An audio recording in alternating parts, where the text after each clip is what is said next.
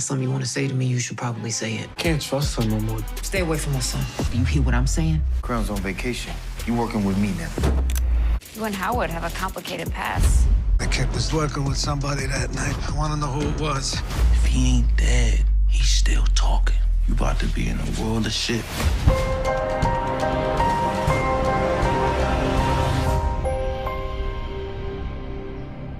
What's up, YouTube? It's your boy Mark Dark, and I'm back with another video. If you're new, if you love power, go ahead and hit that subscribe button. Like the video and leave your theories, comments, everything down below. Now today we're going to be talking about Power Book 3 Raising Kanan, Season 2, Episode 8. This is the What to Expect video for Episode 8, and it is based off the trailer that they put out. Now the title of the episode is called A House Is Not a Home, and the description of the episode reads, the rift between Raq and Kanan grows, and Kanan seeks comfort elsewhere. Marvin lays low, waiting for the consequences of his actions to blow over.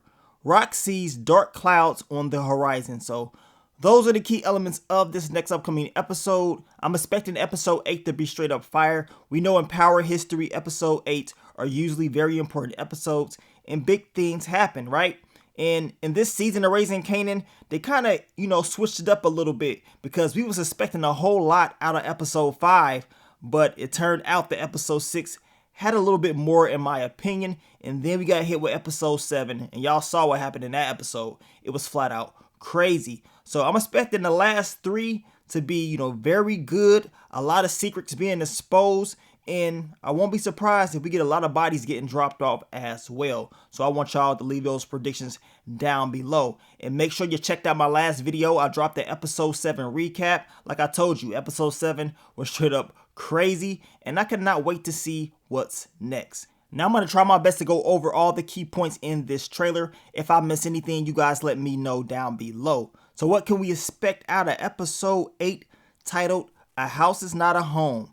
Now, based off the trailer, it seems like Raq is going to be on one, y'all. She going to be on one. She's going to be telling Kanan, if there's anything that you need to tell me, go ahead and let me know right now. Hell, if I'm Kanan, I'm asking her the same damn question. Or I'm telling her, like, if there's anything you need to tell me, you might as well tell me right now. Because I'm tired of all your secrets and lies. Now, we know Raq is going to find out about Kanan and Palar. She's going to be very upset about that.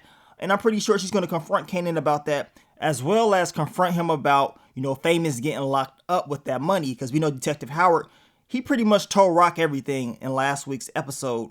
And y'all know Raq's going to let him know. She's going to let him know, right? She's going to speak her mind. And Kanan is going to be very upset about this. Now, we know based off this trailer, Kanan is going to be pissed off. He's going to be having a conversation with Jukebox, similar to what we've been seeing all season long. He goes to Jukebox. He lets Jukebox know exactly how he feels about his mom. He's talking about how he can't trust her and all this stuff. We know in the description of the episode, it states that the rift between Raq and Kanan grows and Kanan seeks comfort elsewhere. So where is Kanan going to seek that comfort from, right?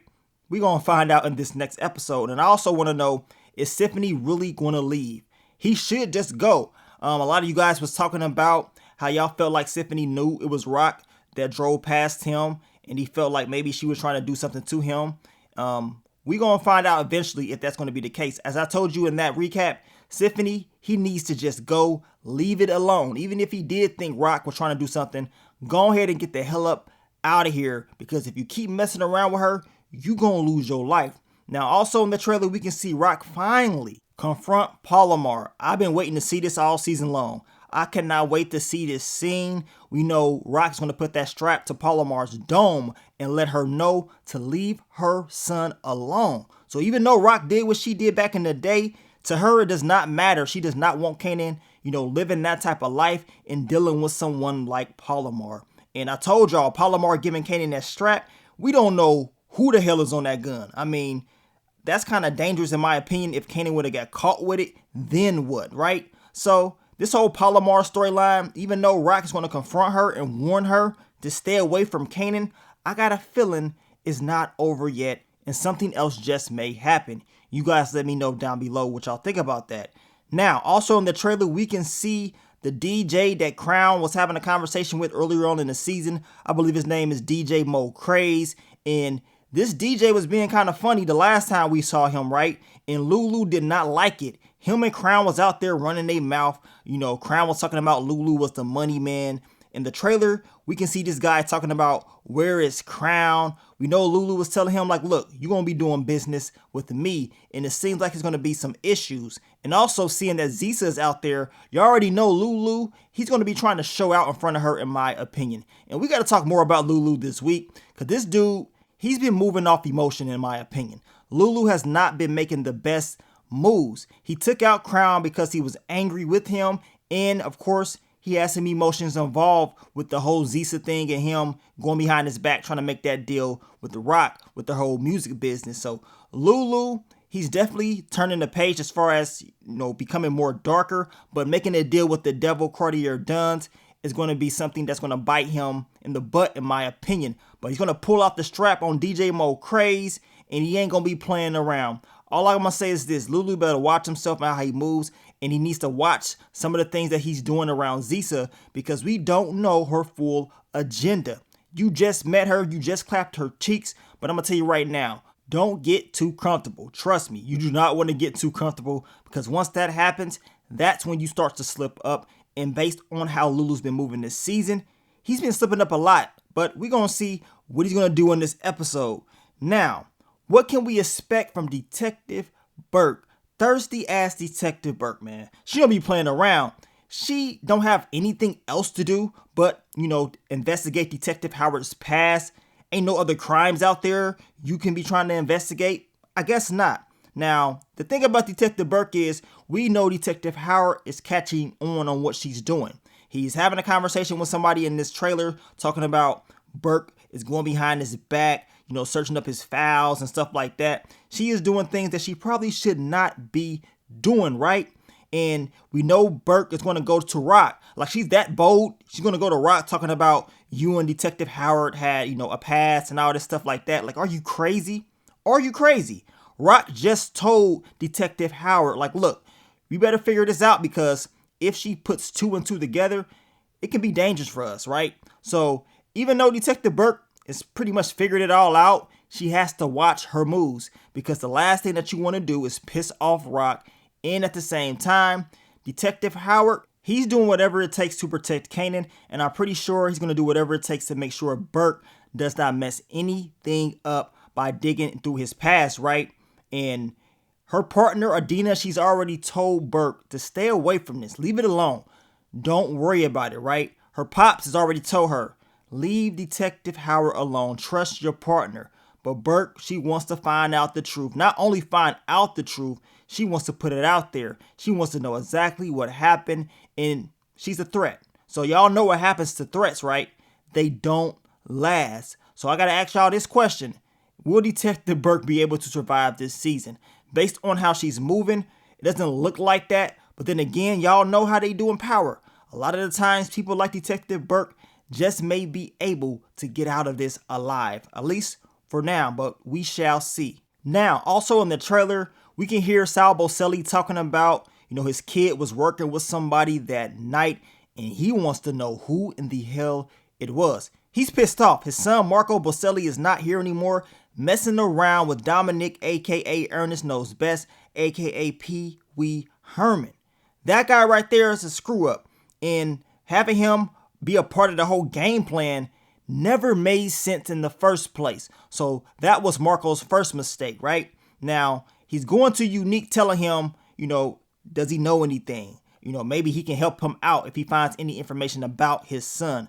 Now, also in the trailer, we know that this Dominic character is still out there. He hasn't died yet, at least as of right now. He's bleeding, and as Unique stated, if he ain't dead, he is still talking, right? And that's the last thing that Marvin wants. Marvin don't want this dude going back to Sal Boselli telling him what happened. Hell, Unique don't want him going back telling him the details of what happened, right? Because it can mess up business for Unique.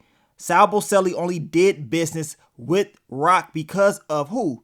Unique. So it's going to make everybody look bad, especially if this does get out there. Sal Boselli will be pissed off like, man, so I agree with you and I work with these people. Now look what happened. My son is not here anymore. It's going to be hell to pay for everybody, and especially your boy Marvin. So, as Unique is telling him, if this dude is still alive and he tells and he runs his mouth, it's going to be hell to pay. It ain't going to be looking too good for you, right? So Marvin is going to be very paranoid in this next episode. We know the description states that Marvin will be laying low, waiting for the consequences of his actions to blow over. At the same time, we know the boys are probably going to be, investigating what happened to Tony Deep Throat. So you already know Marvin will definitely be a person of interest, seeing that the two had a history and seeing that Marvin definitely did not like her. But this whole Italian thing, it's going to blow over. I'm going to tell you that right now. This Dominic character, I would not be surprised if he is able to get some information out there to, Sal Boselli or someone else. Marco told him before they even went in there to do the job not to tell his pops about anything. Now, if Dominic is able to survive, I'm going to tell you right now, he ain't listening to Marco. He going to tell Sal Boselli everything. He going to open up his mouth and Sal is going to know all the details about this whole game plan, and it's going to be hell to pay. But I can't wait to see episode 8. I told you guys, y'all leave y'all theories, predictions, everything down below. You do not want to miss the last 3 episodes. You do not want to miss this next one. That's for damn sure. I can't wait to see what's going to go down in this next episode. Now, I want you guys to leave your theories, predictions.